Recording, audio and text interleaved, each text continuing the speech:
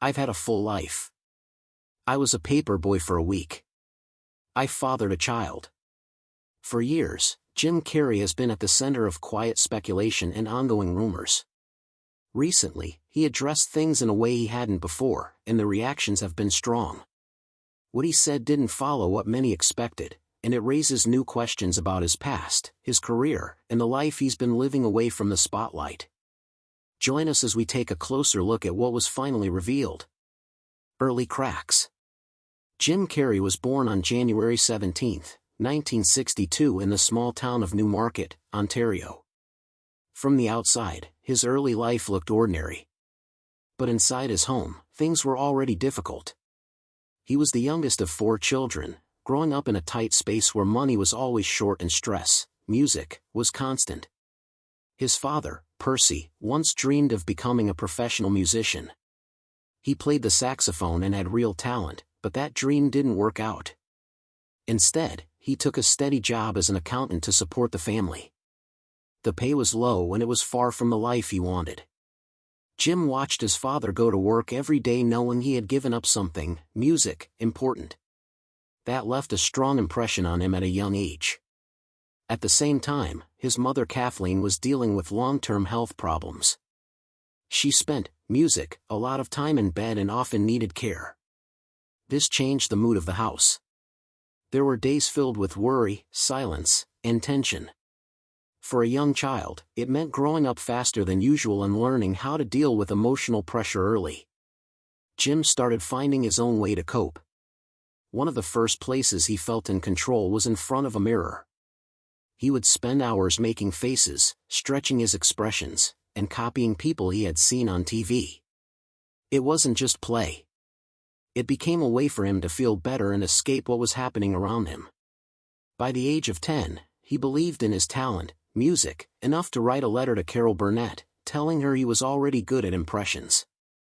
When she replied with a polite letter, he kept it like proof that he was on, music, the right path. At school, Jim couldn't hold back his need to perform.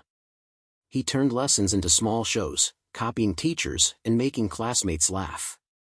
Some students enjoyed it, but others didn't. He was often sent out of class, and his behavior made him stand out in ways that weren't always positive. On top of that, his family's financial struggles were visible. His clothes were worn and other kids noticed. He faced teasing and bullying, which added another layer of pressure. Even then, laughter became his tool. It helped him deal with embarrassment, fear, and uncertainty. But behind every joke, there was a child trying to manage a life that already felt heavy. Things were about to get much harder. The survival years, everything changed for Jim Carrey and his family. In 1975, his father, Percy, lost his job at Titan Wheels without warning. It wasn't just a setback. It broke the only steady source of income they had. Percy searched for new work, sending out dozens of applications, but no one hired him. Bills started piling up and the little savings they had disappeared quickly. The family had no choice but to take whatever work they could find. Percy eventually got a low-paying job as a janitor. Soon, everyone in the family joined in. They worked night shifts, cleaning floors and bathrooms in a factory. It was exhausting work, especially for teenagers who were still supposed to focus on school. Their living situation got worse just as fast. They lost their home and ended up living in a small Volkswagen camper van near Lake Ontario. It wasn't built for a family. Jim and his brother often slept outside in a tent, even during cold nights.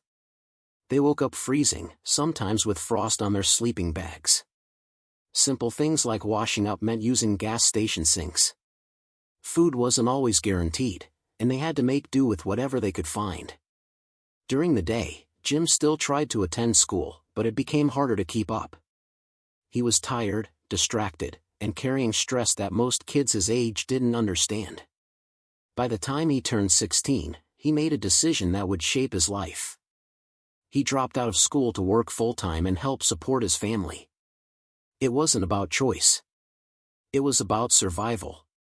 At home, things were just as heavy. His mother's health had gotten worse, and she needed constant care. Jim took on that responsibility. After long nights at work, he would come home and help her with basic needs like getting out of bed, eating, and moving around. It was physically tiring and emotionally draining. There was no break, no time to rest. Through all of this, something inside him kept going. He didn't stop being funny, but the reason behind it changed. Before, making music, faces and jokes was fun. Now, it became a way to deal with everything around him. Humor helped him get through long nights, stress, and fear. It gave him small moments of relief, music, when life felt too heavy. What started as simple entertainment slowly turned into something deeper. It became part of how he handled pain, pressure, and responsibility at such a young age. But the hardest moments were still ahead. Trauma that didn't leave. For Jim Carrey, the hardest part of his early life wasn't just poverty. It was what he saw happening inside his own family. One of the most painful moments came when his father, Percy, reached a breaking point.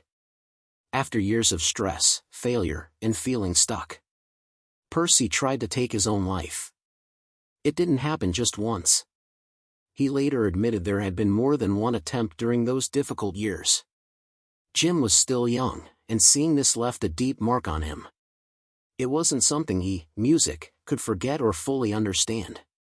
At the time, the person he looked up to the most was struggling in a way that felt frightening and unpredictable.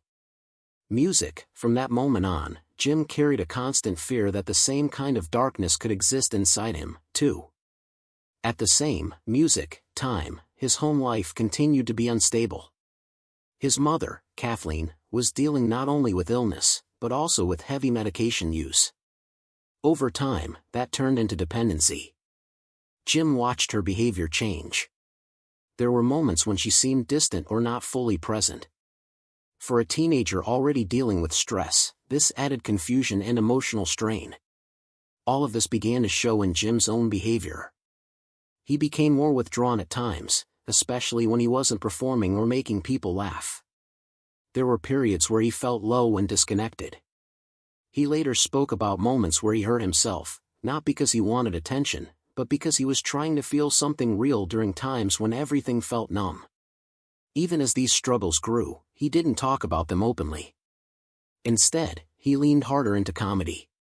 On the surface, he was the funny one, the one who could turn any situation into something people laughed at. But underneath that humor was doing more than entertaining others. It was helping him manage fear, sadness, and confusion. This is where a pattern started to form. Comedy became two things at once. It was an escape, giving him a break from music, reality, even if only for a few minutes. At the same time, it became a mask. It allowed him to hide what he was feeling so others wouldn't see the pain behind it. That mix of laughter and hidden struggle stayed with him. It shaped how he saw himself and how he connected with others. Even when he was making people laugh, part of him was still dealing with everything he had seen growing up. And soon he would take that hidden pain and step onto a stage for the first time. Failure and reinvention. When Jim Carrey first stepped onto a real stage, it didn't go the way he imagined. At just 15 years old, he performed at Yucky Yuck's comedy club in front of a live audience. He wore a bright suit his mother had picked out, thinking it looked like what comedians wore on TV. But the crowd didn't respond well. The jokes didn't land, and the energy in the room felt flat. For many people, that kind of failure would have been enough to quit.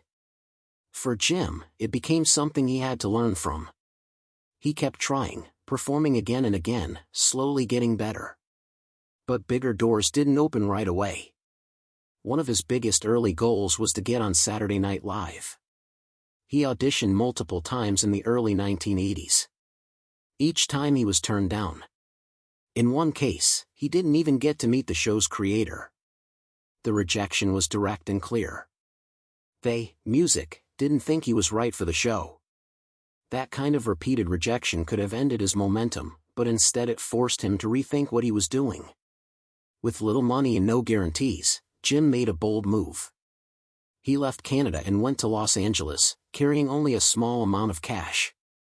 Life there was not easy. He stayed wherever he could, sometimes, music, sleeping on couches in comedy clubs. Food was limited and he had to focus on finding stage, music, time wherever possible. Every performance mattered because it kept him moving forward. His persistence paid off when he started performing regularly at the Comedy Store. This club was known for showcasing strong talent, and it gave him a chance to be seen by the right people. One night his performance caught the attention of Rodney Dangerfield. Dangerfield saw something different in him and decided to give him a shot. He invited Jim to join his tour, which meant performing in front of large crowds across the country.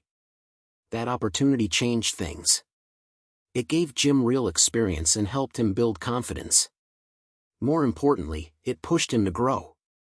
Up to that point, much of his act was based on impressions of other performers. But after facing rejection and pressure, he realized he needed his own style. He began creating original characters using exaggerated movements and expressions, music, that stood out from everyone else. This shift made him different. People started to notice that his performances were not just about copying others. They were unpredictable and full of energy. It was the beginning of the style that would later define his career. And soon that new approach would finally get him noticed on a much bigger stage. Fame arrives, music, fast. Everything changed quickly for Jim Carrey when he joined In Living Color in 1990. After years of struggling, he finally had a platform where millions of people could see him. The show was bold, fast-paced, and different from anything else on TV at the time. From his very first appearances, Jim stood out. His energy, facial expressions, and willingness, music, to go further than anyone else made him impossible to ignore. One of his most famous creations during this time was Fire Marshal Bill. The character had a burned face, wild eyes, and a loud, unpredictable way of speaking. People remembered him instantly. It wasn't just about the jokes. It was the way Jim used his whole body to perform. He twisted his face, bent his body in strange ways, and threw himself into every scene without holding back. The audience loved it, and his popularity grew fast. But that level of performance came with a cost. To keep delivering at that intensity, Jim pushed his body hard. He would gain or lose weight quickly depending on the role. He often hit himself, slammed into objects, and performed physical comedy that could easily cause injury.